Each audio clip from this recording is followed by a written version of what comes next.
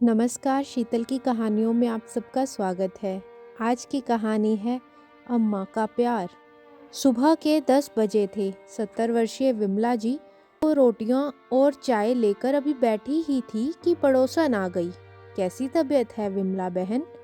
तो विमला जी बोली, तबीयत का क्या है बहन, अब तो उम्र ही ऐसी है, जब तक जिंदगी है बीमारियां तो साईं की तरह चिपकी ही रहेंगी।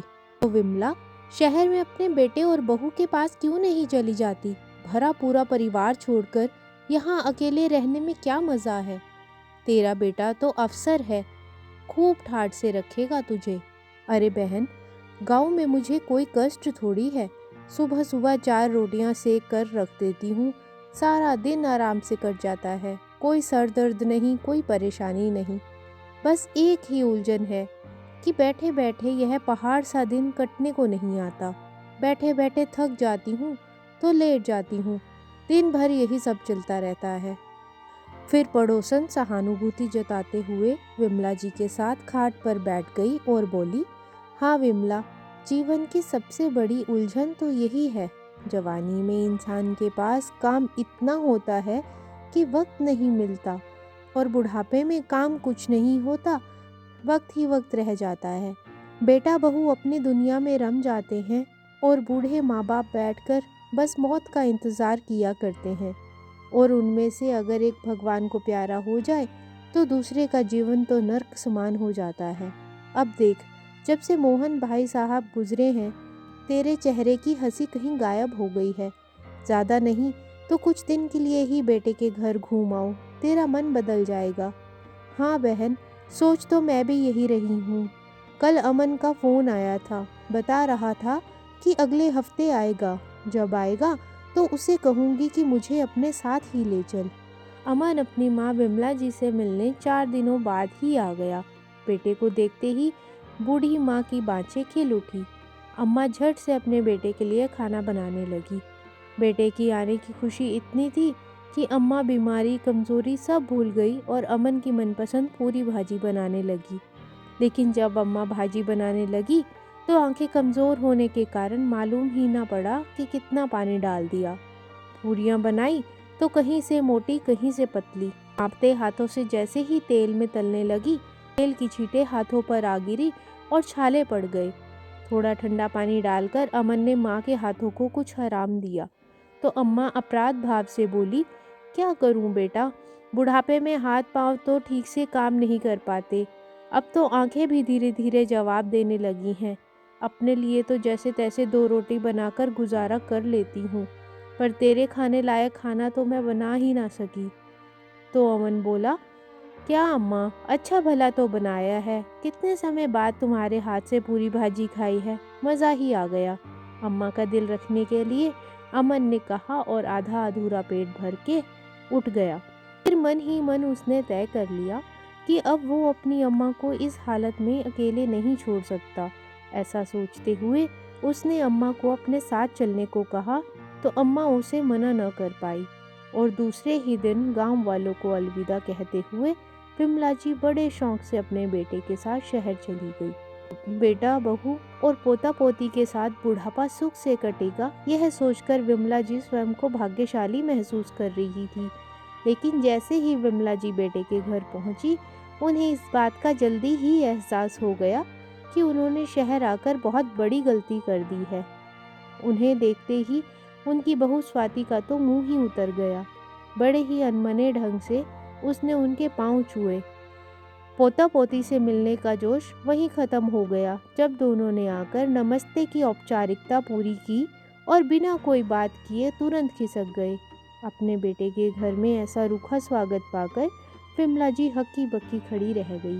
उसी समय बहू की जोरदार आवाज़ सुनकर कांप सी गई। बहू काम वाली बाई से कह रही थी, पीछे वाले छोटे कमरे में से सारा काबाड़ का सामान बाहर निकाल दो और साफ सफाई करके अम्मा के लिए पलंग बिछा दो। बाथरूम पास में ही है तो अम्मा को तकलीफ नहीं होगी। फिर सोफे की तरफ इशारा करते हुए अम्मा को कहा, यहाँ बैठ जाओ अम्मा, चाय पियोगी? हैरान बैरान अम्मा ने हाँ में सर हिला दिया। थोड़ी देर पड़ी तो बाई चाय की ट्रे और नाश्ता लेकर अम्मा के पास आ गई। लीजिए अम्मा जी। विमला जी इधर उधर देखते हुए बोली, कोई नजर नहीं आ रहा, सब लोग कहाँ गए? तो बाई ने बताया, साहब का तो पता नहीं, पर स्वाति मेम साहब तो अपनी सहेलियों के यहाँ किट्टी पार्टी में गई हैं और बच्चे दोस्तों के साथ बाहर निकल गए हैं। अकेले बैठकर उदास भाव से चाय के घूंट भरते हुए विमला जी सोचने लगी, क्या मैं केवल इसी चाय की खातिर यहाँ आई थी? विमला जी शहर में आ तो गई थी, लेकिन अकेलेपन का दंश हमेशा उन्हें दसता रहता। उन्हें हर पल उपेक्षा का अनुभव होता रहता था। हालांकि उनका बेटा अमन उनका ख्याल रखने की पूरी कोशिश करता। दिन में एक बार आकर उनका हालचाल भी पूछ जाता, लेकिन उसके पास भी ज़्यादा समय नहीं होता कि वह अपनी अम्मा के पास बैठ सके। विमला जी के खाने पीने और कमरे के साथ सफाई का ख्याल काम वाली बाई ही रखती थी।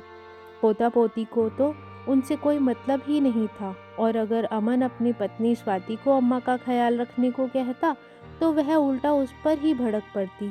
अच्छी भली गांव में रह रही थी, क्या ज़रूरत थी उस मुसीबत को मेरे सर पर बैठाने की? इसी बात पर अक्सर उनका झगड़ा हो जाता था। अब तो अमन ने उसे कुछ कहना ही छोड़ दिया था।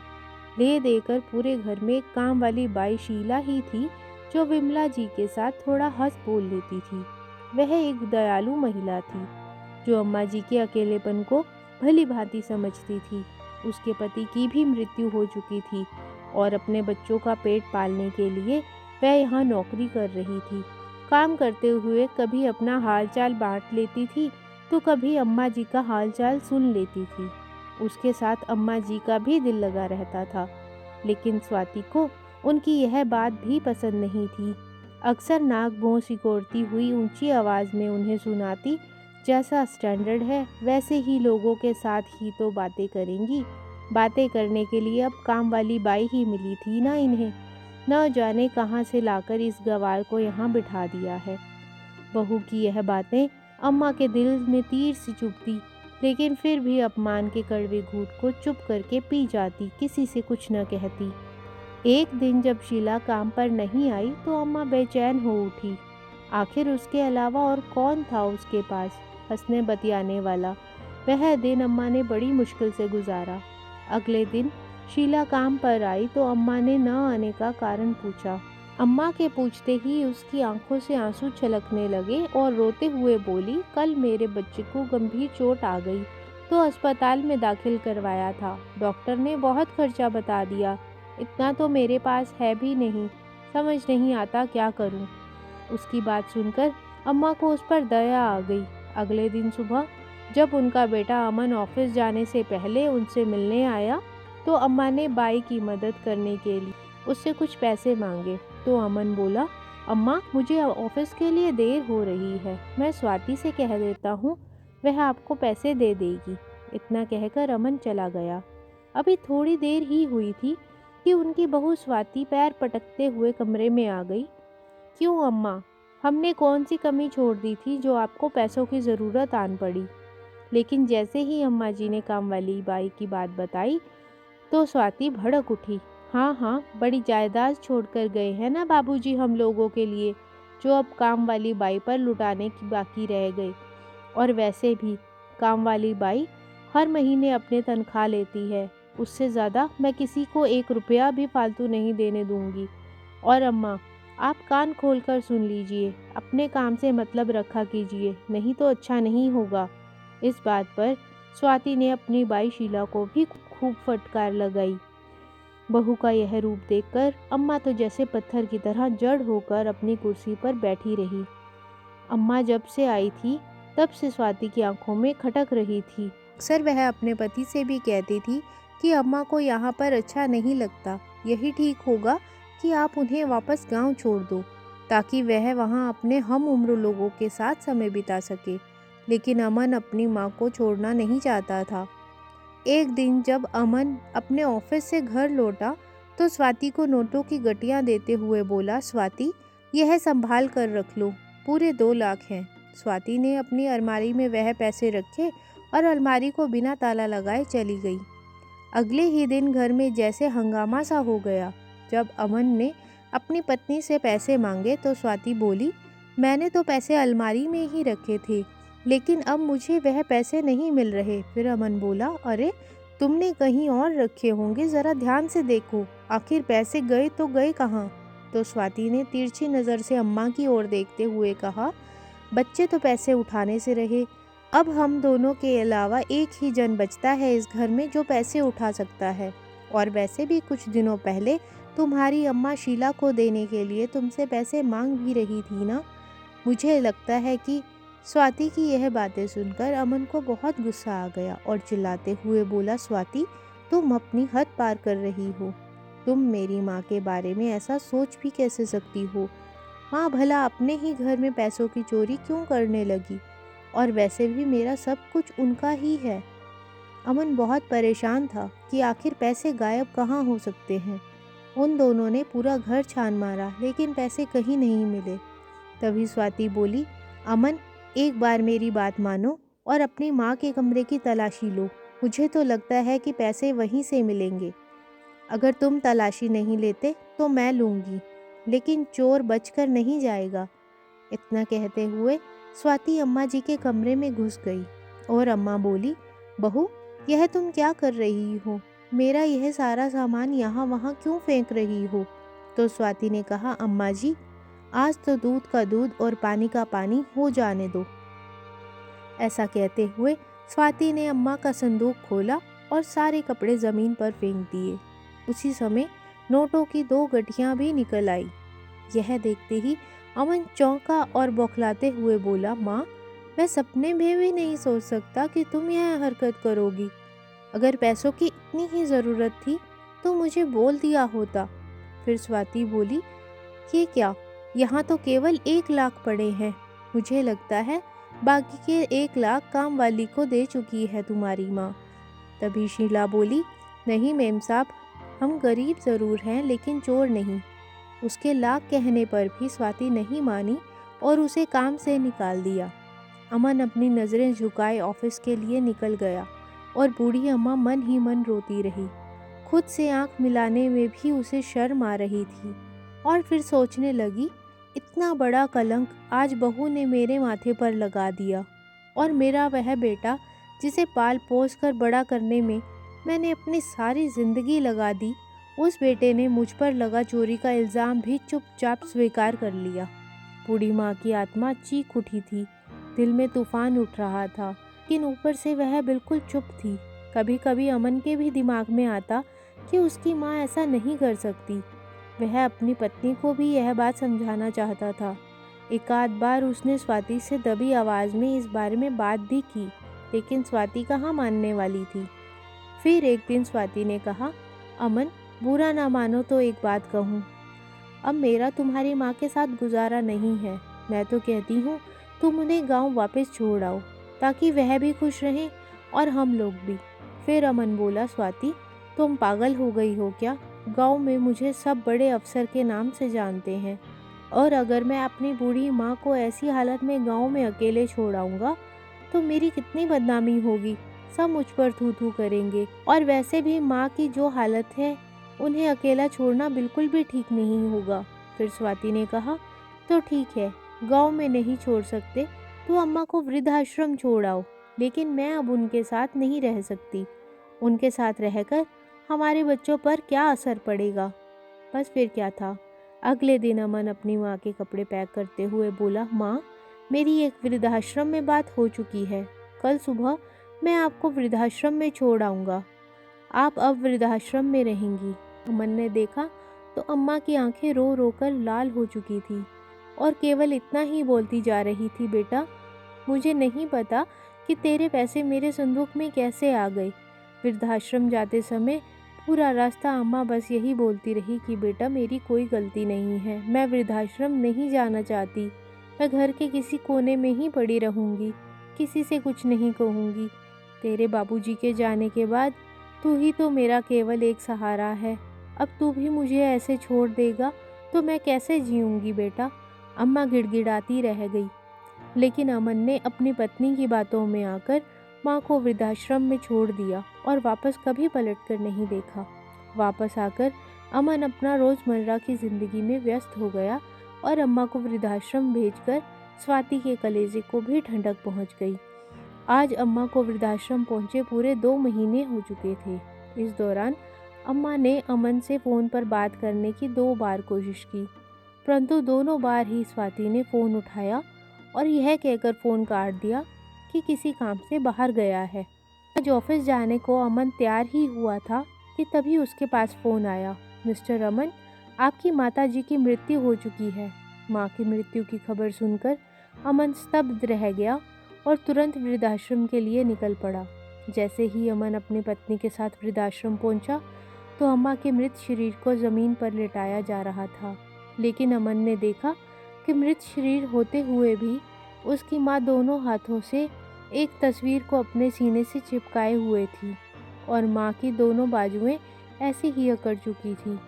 फिर एक बूढ़ी माँ अमन के पास आई और बोली, क्या तुम ही इस बदनसीब माँ के बेटे हो? अमन ने हाँ में सिर हिला दिया। फिर वो बोली, बेटा, तुम्हारी माँ जब से यहाँ आई थी तब से गुमसुम रहती थी। बस तुम्हारी तस्वीर को सीने से लगाए कुर्सी पर बैठी रहती और दिन रात तुम्हारा इंतज़ार करती रहती। लेकिन फिर वह बूढ़ी औरत अपने आंसू पोंछते हुए बोली, हाँ, एक वहली औरत अपने बेटे को साथ लेकर ज़रूर उनसे मिलने आती थी। उसे देखते ही तुम्हारी माँ के चेहरे पर खुशी आ जाती थी। अक्सर तुम्हारी माँ के लिए वह अपने घर से खाना बनाकर लाती थी और बड़े स्नेह के साथ अपने हाथों से खिलाती थी। लेकिन उसके जाते ही वह फिर से गम के गहरे समंदर में गोते खाने लगती थी। किसी औरत और उसके बेटे का नाम सुनकर अमन चौंक गया कि आखिर वह कौन औरत है। फिर वो वृद्ध महिला बोली, अकेले बैठकर आंसू बहाती हुई केवल एक ही बात कहती थी, मेरा कोई कसूर नहीं, मेरी कोई गलती नहीं। कल रात को भी वह इसी तरह बैठी थी और जब मैं सुबह उठी तब भी वह ऐसे ही बैठी हुई थी। जैसे ही मैंने जाकर तुम्हारी माँ को थोड़ा हिलाया डुलाया तो उसी समय तुम्हारी माँ कुर्सी से नीचे गिर गई। मैंने वृद्धाश्रम के संचालक को सूचना दी तो डॉक्टर को बुलाया गया। जांच करवाई तो पता चला कि तुम्हारी माँ दुनिया छोड़कर जा चुकी है। तभी उस वृद्ध महिला ने अमन को एक चिट्ठी पकड़ाई और बोली, बेटा, यह पत्र तुम्हारी माँ ने तुम्हारे लिए लिखा था। इसमें तुम्हारी माँ ने अपनी आखिरी इच्छा व्यक्त की है। अमन अपनी माँ का लिखा आखिरी पत्र पढ़ने लगा, लेकिन उस पत्र में जो लिखा था पढ़ते ही अमन को एक गहरा झटका लगा। एक और उसे अपनी माँ के साथ किए गए व्यवहार पर शर्म आ रही थी, तो दूसरी ओर उसकी आंखें अंगारे उगलने लगी थी। वो पत्र पढ़कर अमन अपनी माँ के मृत देह से लिपटकर जोर जोर से रोने लगा और चिल्लाने लगा, अम्मा, मुझे माफ़ कर दो, मुझसे बहुत बड़ी गलती हो गई। मैंने कभी आपकी बात नहीं सुनी, कभी आपको समय नहीं दिया और आज मुझसे समझ में आया कि मैंने अपनी ज़िंदगी की सबसे बड़ी भूल की थी। उसके बाद अम्मा के मृत शरीर को अंतिम संस्कार के लिए ले जाया गया। बड़े दुखी मन से अमन ने अपनी माँ का अंतिम संस्कार किया और लगातार आंसू बहाते हुए अपने घर को लौट आया। अमन की पत्नी को यह समझ नहीं आ रहा था कि आखिर पत्र पढ़ते ही अचानक अमन को क्या हो गया था, वो ऐसा व्यवहार क्यों करने लगा था। स्वाति ने अमन के आंसू पोंछते हुए कहा, अमन, खुद को संभालो, मरकर कोई वापस नहीं आता और इस सच को कोई बदल नहीं सकता। तभी अमन गुस्से से स्वाति को देखने लगा और उसका हाथ झिड़कते हुए बोला, मैं जानता हूँ कि मेरी माँ इस दुनिया में नहीं रही और मैं चाहकर भी उसे वापस नहीं ला सकता, लेकिन जब वह इस दुनिया में थी उन्हें मेरे साथ की ज़रूरत थी। वह मुझसे बातें करना चाहती थी, तब भी मैं उन्हें समय नहीं दे पाया और यह सब केवल तुम्हारे कारण ही हुआ। तुमने मेरी माँ के खिलाफ ऐसी साजिश रची और मेरी माँ के प्रति मेरे मन में इतना जहर घोल दिया कि ना चाहते हुए भी मैंने उन्हें खुद से दूर कर लिया। अपने अंतिम समय तक वह बस एक ही बात कहती रही कि उनकी कोई गलती नहीं थी, उनका कोई कसूर नहीं था, लेकिन मैंने उनकी यह बात नहीं सुनी। मैंने विश्वास किया तो सिर्फ तुम पर, और तुमने मुझे कितना बड़ा धोखा दिया। अमन के मुंह से यह बातें सुनकर स्वाति हैरान रह गई। उसी समय अमन ने स्वाति की माँ को फ़ोन लगाया और बोला, जल्दी आइए और ले जाइए अपनी बेटी को, मुझे इसकी कोई ज़रूरत नहीं। तभी स्वाति ज़ोर से चिल्लाई, अमन, तुम मेरे बारे में ऐसा कैसे बोल सकते हो और मेरे साथ ऐसा व्यवहार क्यों कर रहे हो, बताते क्यों नहीं? तभी अमन ने कहा, बस थोड़ी देर और, अभी तुम्हें सब पता चल जाएगा। थोड़ी ही देर में स्वाति की माँ अपने बेटे बहू को साथ लेकर तमतमाते हुए उसके घर आ गई। फिर उसकी माँ गुस्से से बोली, आखिर तुमने मेरी बेटी को समझ क्या रखा है? तुम्हारी हिम्मत कैसे हुई उसके बारे में ऐसा बोलने की? क्या तुम्हें नहीं मालूम कि मैं क्या क्या कर सकती हूँ? उसी समय अमन चिल्लाया, जो आप लोगों के बस में हो आप वह करो, लेकिन अब यह औरत मेरे घर में नहीं रहेगी। आप जानते भी हैं कि आपकी बेटी ने क्या किया है। अमन की गुस्से भरी जोरदार आवाज़ सुनकर स्वाति की माँ थोड़ी शांत होते हुए बोली, लेकिन बेटा ऐसा भी क्या कर दिया स्वाति ने कि तुम उसे घर से निकाल रहे हो? सासू माँ, अगर मेरी बात का इतना ही गुस्सा आ रहा है तो अपनी बेटी से ही क्यों नहीं पूछ लेती? तभी उन्होंने अपनी बेटी की ओर देखा, जो सबसे नज़रें चुराकर इधर उधर देख रही थी। फिर अमन बोला, ठीक है, अगर यह नहीं बताती तो मैं बताता हूँ कि आखिर उसने क्या किया है। दरअसल आपकी बेटी की आंखों में मेरी माँ शुरू से ही खटकती रहती थी। इतने समय तक मैं अपनी माँ से अलग रहा तो केवल आपकी बेटी की ही वजह से, और अब उनकी वृद्धावस्था में जब मैं उन्हें अपने घर लेकर आया तो आपकी बेटी ने एक ऐसी घिनौनी चाल चली जिसके लिए मैं तो क्या, भगवान भी कभी उसे माफ़ नहीं करेगा। ऐसा कहते हुए अमन ने अपनी सास को अपनी माँ का लिखा हुआ वह पत्र दिखाया और कहा, यह पत्र मेरी माँ ने अपने अंतिम समय में लिखा था, जिसमें उन्होंने अपने दिल की एक एक बात कही है। पत्र में लिखा है, मेरे प्यारे बेटे अमन, सदा खुश रहो। बेटा, जीते जी तो तुमने मेरी एक बात भी नहीं सुनी, लेकिन मुझे विश्वास है कि मेरे मरने के बाद जब तुम यह खत पढ़ोगे तो तुम्हें मेरी बात पर विश्वास होगा। दरअसल जिस दिन मैं तुम्हारे घर आई थी उसी दिन से तुम्हारी पत्नी ने मुझसे सही ढंग से बात नहीं की थी। बात करना तो दूर, वह तो आए दिन मुझे ताने ही सुनाती थी। जब मैं काम वाली बाई को देने के लिए तुमसे पैसे मांगे और तुम बहू को यह जिम्मेदारी देकर ऑफिस के लिए चले गए, तो बहू ने मुझे जो खरी खोटी सुनाई उसे मैं बयान नहीं कर सकती। लेकिन मुझे एक मजबूर विधवा माँ की लाचारी पर दया आ रही थी, इसलिए मैंने उसे अपने सोने की अंगूठी दे दी ताकि उसे बेचकर वो अपने बच्चे का इलाज करवा सके। लेकिन वह इतनी स्वाभिमानी महिला निकली कि मेरा कर्जा चुकाने के लिए उसने दिन रात मेहनत की और पैसे इकट्ठे किए। जैसे ही उसे पता चला कि तुम लोग मुझे वृद्धाश्रम में भेज दिया है, वह मेरा कर्जा चुकाने के लिए यहाँ तक चली आई। अरे वह तो मुझे अपने साथ अपने घर ले जाना चाहती थी, लेकिन मैं ही यह कहकर मना कर दिया करती थी कि एक दिन मेरा बेटा अमन मुझे लेने ज़रूर आएगा। बेटा, जिस दिन तुम्हारे पैसे गायब हुए थे उससे एक दिन पहले तुम्हारे ऑफिस जाने के बाद स्वाति मेरे पास आई और कहने लगी, अम्मा, यूं बैठे बैठे तो हड्डियां जाम हो जाएंगी, शरीर को थोड़ा चलाते रहना चाहिए। और ऐसे कहते हुए उसने शीला के साथ मुझे पार्क में टहलने के लिए भेज दिया। लेकिन मैं इतना भी नहीं समझ पाई कि जो बहू मुझसे बात तक करने को तैयार नहीं, उसे आज मेरी इतनी चिंता कैसे होने लगी। वह मुझसे इतनी मीठी मीठी बातें क्यों कर रही है, मुझे नहीं पता था कि बहू मेरे खिलाफ ऐसी चाल भी चल सकती है कि मेरे जाने के बाद तुम्हारे पैसे मेरे संदूक में रखकर मुझ पर और अपनी काम वाली बाई पर ही चोरी का इल्ज़ाम लगा देगी। पत्र पढ़ते पढ़ते अमन रोने लगा और फिर बोला, सासू माँ, यह तो मैं जानता था कि आपकी बेटी मेरी माँ को पसंद नहीं करती, लेकिन उनसे छुटकारा पाने के लिए इतनी नीच हरकत पर उतर आएगी, यह मैं नहीं जानता था। तभी स्वाति की माँ बोली, नहीं, मेरी बेटी ऐसा नहीं कर सकती।